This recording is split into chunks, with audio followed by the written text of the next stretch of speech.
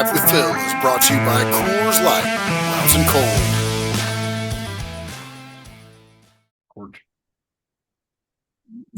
All right, Phil. We're back again. This is the second go around today. Well, rehearsal is a good thing. Well, when you're trying to upgrade equipment and figure it out how it works, sometimes it doesn't always go as planned. Um, Heard you were at South Bend this morning, doing the rounds, getting the vibe. How's everything feeling like in South Bend right now? It's really a business-like atmosphere up in South Bend.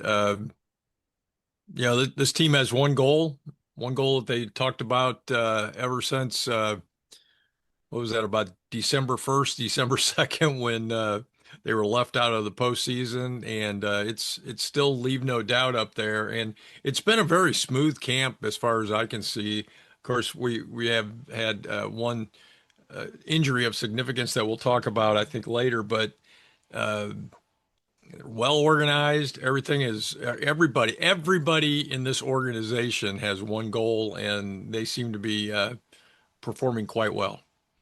Well, that's good to hear. Not the injury part that we're going to talk about later, but the vibe, the leave no doubt vibe, sounds good. We're going to jump right in here to the first question. So last week we had Tim Prister from Irish Illustrated on. There was some breaking news about USC getting back on the schedule in 2030 that had come out. We didn't really get a chance to touch on it with Tim. But with the current schedule changes, I mean, the USC just got added, but IU just dropped us. And it seems very fluid when it comes to Notre Dame. What's this mean for Notre Dame moving forward? I mean, in the current landscape, it seems like a negative, but maybe the freedom of the schedule as college football changes, maybe conferences don't even exist at some point in time. Where's this leave Notre Dame at with this kind of stuff happening?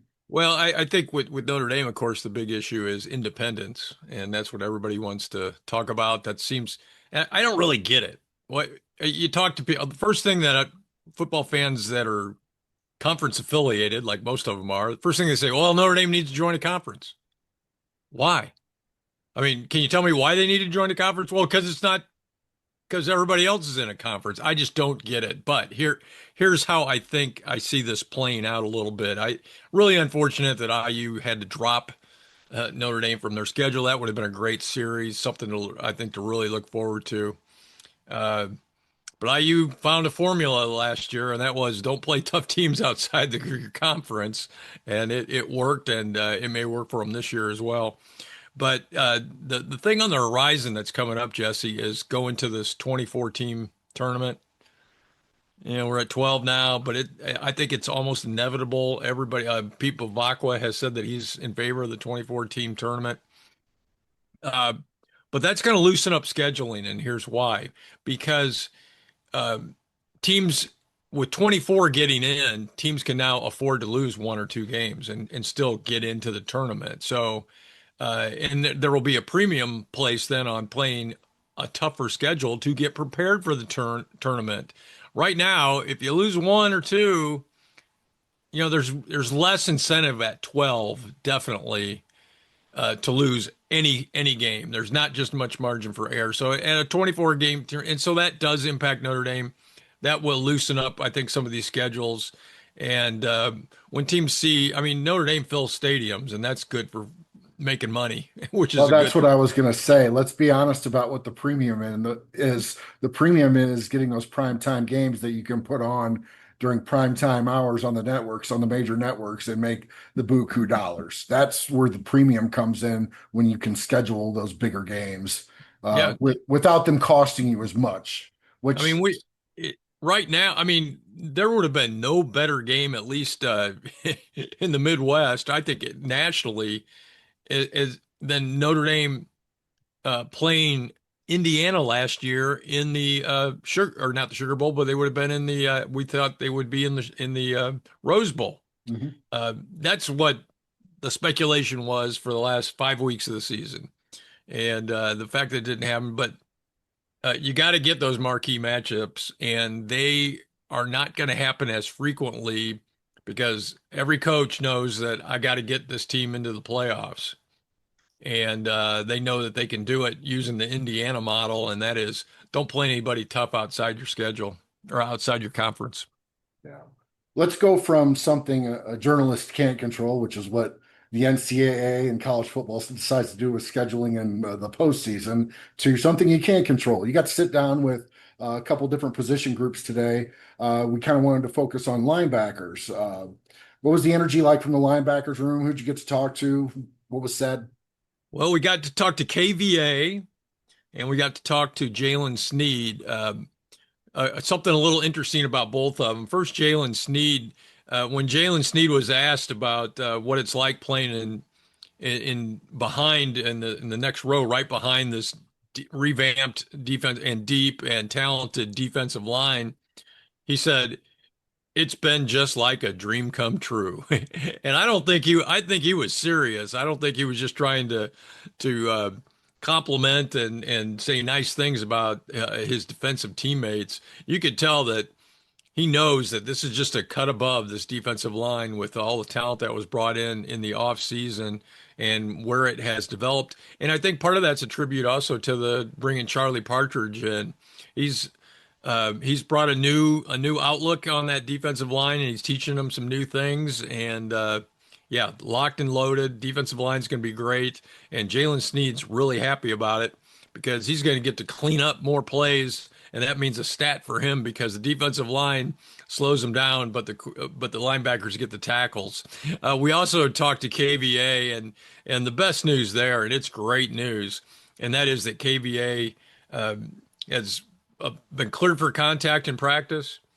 He's just 9 months past that ACL tear, but cleared for practice, operating out there. We saw him operating today without any sort of a brace or any sort of other protection on that knee. He looked great sitting in front of us. Of course, that man is a scary dude. Really soft, kind of soft-spoken fellow, I might add. I mean, really intellectual, obviously, and thoughtful and all that stuff. But yeah, he's an impressive character, dude, and he's going to be really good. KVA has a chance to be the best.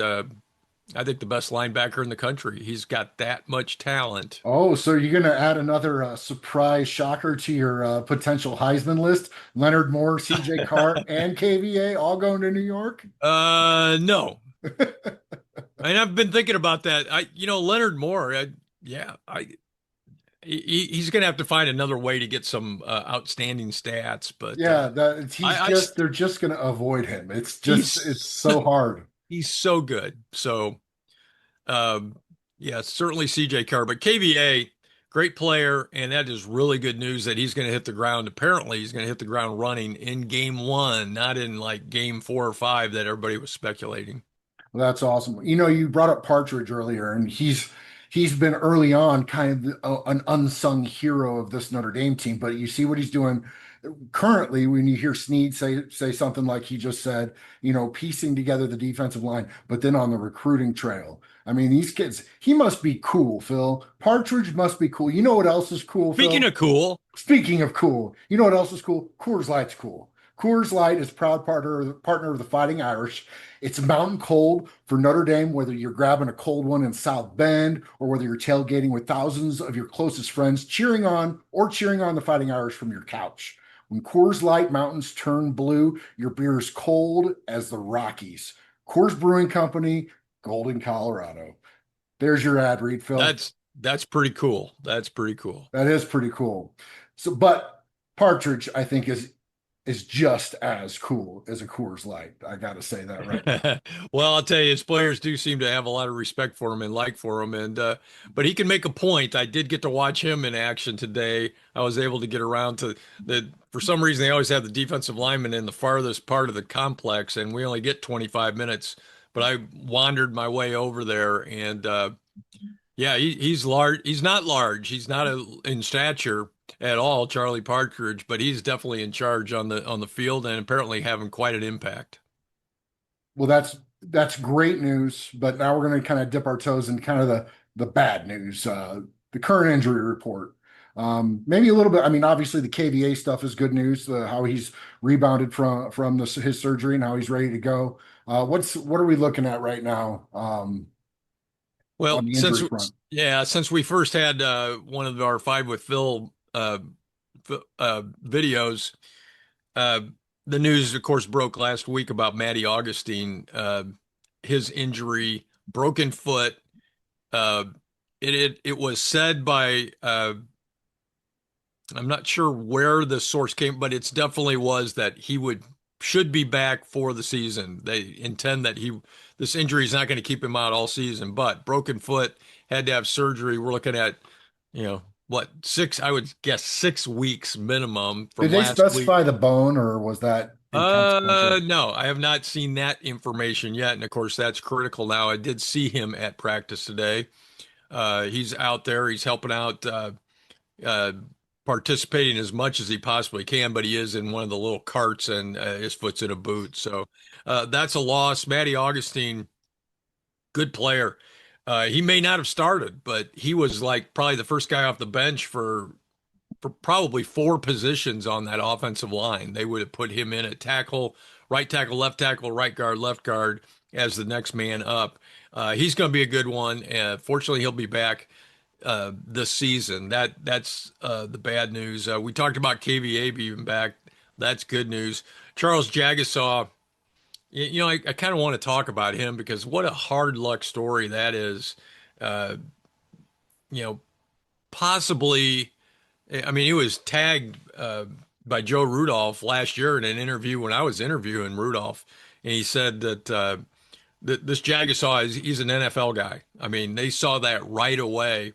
But he's only played what? Like he played 2 games. He didn't play Mhm. any last year because he had that freak accident with the broken arm out when they were riding. I guess were they ATVs or something like that. But a freak accident, and now since then it's been 5 surgeries, I think. And they're still hoping to get him back sometime this season, but he's lost a lot of time, and he's lost a lot of time without the ability to continue to work on uh, his upper body and things like that. I think because of this injury. So hard luck story. It'd be nice to get something out of Charles Jagasaw this season. Let's hope for that. Yeah, Freeman had mentioned nerve damage, and as somebody that's dealt with nerve damage myself, you never know like how long it's going to take for those certain things. And obviously, it reminded me of the Jalen Smith knee injury. Last game, bowl game versus Ohio State, going to the pros. You didn't know what the recovery time or if he was even going to be the same player based on the nerve damage around his knee. And it's just one of those tricky things. You just pray for the best for the guy.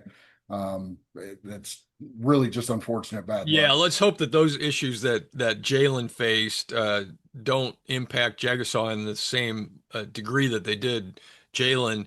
Jalen, I'm told, I think reading about at the time, Jalen Smith, who went on to make a lot of money in the Mhm. NFL, and he was an effective player, uh, but never was able to get back to what he was before that serious knee injury that he Yeah, suffered in the Fiesta Bowl, his last collegiate game. yeah. All right. Number four. This is the fun one, Phil. Who is the current leader at QB number two in the Notre Dame depth chart? All right, you got a little cup that you can put some dice in and just throw them out. The name, I It's called mean, Yahtzee. It's called yeah, Yahtzee. Yahtzee.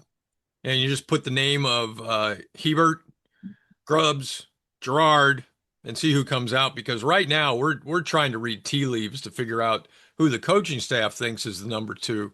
There's nothing clear about it. That is for certain. Now, Hebert missed some time for some personal issues. Like, we don't know how much time he missed, but we know he missed at least one practice and probably a couple of practices. He was on the field today, though, looked fine. He's got the most experience because he's been in the program the longest, but as far as playing time, it's almost none. Uh, Teddy Gerard just came in June.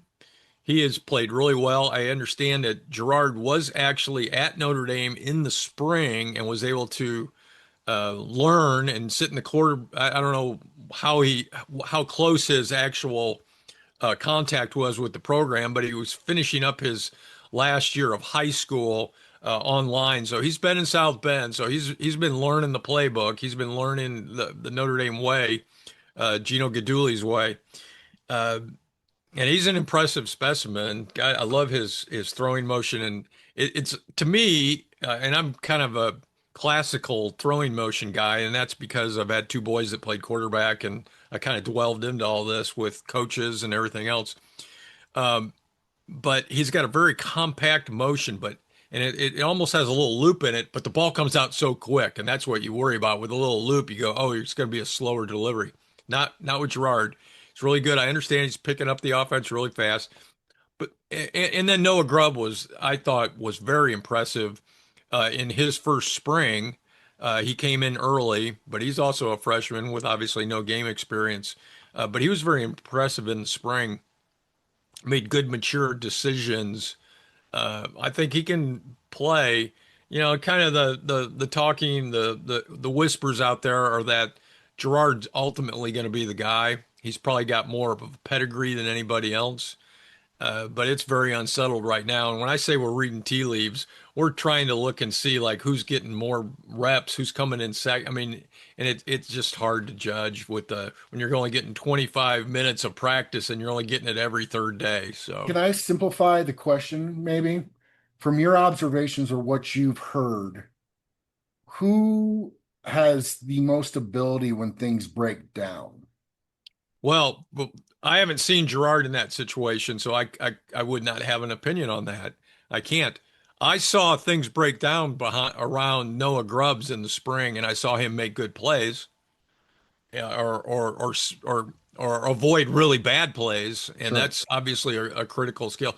You know, one of the things you got to remember is with until you get until what the middle of October, Notre Dame could probably win with one of those guys at quarterback, sure, even if they are inexperienced. sure. Probably. I mean, you still got to play these games, but that works to Notre Dame's advantage, I think, because they're going to have some time, hopefully, to get these guys some real live reps when the bullets are really flying in real games, and get some experience for that backup quarterback. But you know, it's a quite the luxury, I think, Jesse, that the biggest problem area for Notre Dame is their backup quarterback. You know, Right. and it may not be a problem. There's plenty of talent there. It's just that there's no experience. The reason I asked that question as a discerning factor is because in my college football fandom slash analyzing history, the young quarterbacks that always could freelance a little bit seem to be the ones that could pull out wins in a scenario which other guys might fail. Yeah, I Uh, saw Noah Grubbs do that. okay. All right. But Teddy Gerard, I assume they didn't bring him in because he was incapable of doing that. Sure. And and you know, we shall see. We haven't seen a. I don't know when we'll get an updated depth chart, but it'll be an interesting to watch for. I was going to bring up if you had heard anything that they were doing this year as our question number five or comment number five, if they were doing anything to honor Coach Lou this year. You said you had didn't hear anything when you were down there today. If anybody that's watching this is in the know or in the Notre Dame loop, and you've kind of heard some whispers of a week in which they're honoring Lou, please drop us a message. We'd like to maybe investigate that a little bit further. But as question number five. Have we done Or four? Did we do four? What was? Did we do? Okay, we went we you're the went host. Okay. we went schedule changes, linebackers, injury report, QB2 race, and now we're doing you wrote an article recently Yes, I about did. five teams that could really throw a wrench in Notre Dame's national championship hopes this year, Phil. You caught some guff from it, from what I hear. You caught some Well, crap just a from little some fan bit. bases. Now here, Way to because go, by the way. you Awesome know, work. If you're not getting yelled at by somebody, you're not doing your job. I suppose, but you know, I don't suffer fools well. But anyway, the I simply took I went to the Vegas odds right now to win the national championship, and I picked the five teams that are right there with Notre Dame, the top five teams. And so somebody's going to get left out. Some really good teams are going to get left out. All right, let's talk about those five teams. You know, Notre Dame currently has the best odds to win the national championship in Vegas. Tied with them, however, is Ohio State. And Ohio State, yeah, that's right, the Buckeyes. And they're loaded again. And I think Julian Sayin is just a terrific quarterback. And he's also got, of course, it helps to have the best wide receiver and possibly the best player in all of college football in Jeremiah Smith. Uh, good running game. He's got the freshman named Bo Jackson, right? Not that Bo Jackson, and no relation apparently to the Bo Jackson of our youth, but It'd be they'll really be hard to solid. duplicate that guy. I tell you that right Yeah, now. yeah. Everybody loved Bo. Um, Texas was next on the list. Arch Manning, he's made a lot of progress last year, and by the end of the season, I thought he was playing extremely well, and I think he may well turn into the superstar everybody was expecting this year Well, if he he got does some this. help. Coleman from Auburn. Yeah, well, look out. Next up was Oregon that I talked about. Dante Moore, former Notre Dame silent commit that never panned out. Uh, he returns at quarterback. He could be in the NFL. The Ducks have gone 26-3 over the last two seasons, and yeah, they're really good, and they'll be a contender. Uh, Fourth team was Georgia. And Georgia might as well just be called Kirby Smart because Kirby Smart just wins football games. Mhm. Georgia's due. My gosh, poor Georgia. They haven't won a national title in what, 3 years? Um, NFL talent everywhere. They're good. They'll be a SEC in contender. general hasn't won in 3 years, so Yeah, well, that's true. That's right. And then you got to go with the defending national champions, and they were the fifth top favorite. IU, Kurt Signetti, who's even though he's scared of to play Notre Dame, may end up playing Notre Dame in the playoffs because Indiana's going to be really good. They reloaded. Their defense is, there's no reason to think that they won't be as good as last year, and they were top notch. Kurt Signetti, was he 27-2 in his tenure? He just wins. He's got a superpower of some sort. I'm not sure what it is, it's but I'm avoiding not. Notre Dame because the last time he lost was against Notre Dame. Yeah, I think that's it. It still sticks in his craw. But anyway, those are the five teams we had. We started with Ohio State, Texas, Oregon, Georgia, and IU. Those are the five teams I say stand in, or the first five teams that stand in Notre Dame's way. I think next off, if I'd included six teams, it would have been Miami. but the Miami fans looked at my article and they yeah. Oh, they're No vicious too. respect. Come on. I just called it the way I saw it, and I did it based upon what Vegas says. So Well, go. the way I see it is there's a tier of seven teams that's kind of above everybody else that are really kind of like the prime matchups. Miami's part of that seven. Then you go to the next tier, which has your Oklahomas, your Texas Techs, USC's. You said BYU, and we did this earlier. I just still their benefit is their age on their team because obviously That, they have these older kids, but they just that's still a don't factor. get the same talent as everybody else. That's a So, fact. Well, they are doing well. They recruit regionally and they recruit Hawaii, as you know. right. Uh, they're yeah, I mean, I think they're building a really good program that gets a little bit better every year. They're spending the NIL money. They've got all the tools, and we'll see. We'll see. That's going to be a big I don't one. want to downplay that game because we need them Yeah, to be good when we play them. That's absolutely. beneficial to us. But Bear Bachmeyer, gotta love what number 47, right? number 47, the quarterback, Yeah, yeah, yeah. gotta love a QB that's wearing number 47. Amen. I'm just kind of I'm loving it. I'm loving it. Um, that's it. That's number five, Phil. We All cleared it right. up. Oh, by the way, for that five teams article, go to www.fightingirishpreview.com. There's a lot of great articles that we're putting out there. We're also kind of working on the website again right now, trying to get it revamped. You can never keep up with the technology, obviously. So a lot of the stuff we're posting, it's not showing up right on our social media. Working on getting that fixed. But go check everything out on fightingirishpreview.com. Phil, any other messages you want to leave the people before we head out today? Yeah, look for us on Instagram as well. We're every Facebook. We're posting our stuff. We're of course on. You can look at Fighting Irish Preview on X. Content gets posted out there.